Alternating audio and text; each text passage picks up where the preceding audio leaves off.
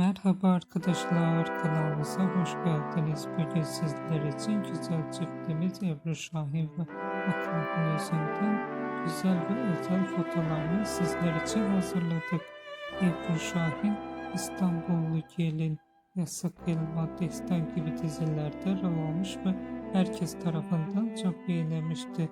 Biz de sizler için Ebru Şahin ve Akın Günözü'nün güzel ve romantik karelerini hazırladık. Bu videoların devamı gelmesini istiyorsanız da kanalımıza abone olup yorum yazmayı unutmayın.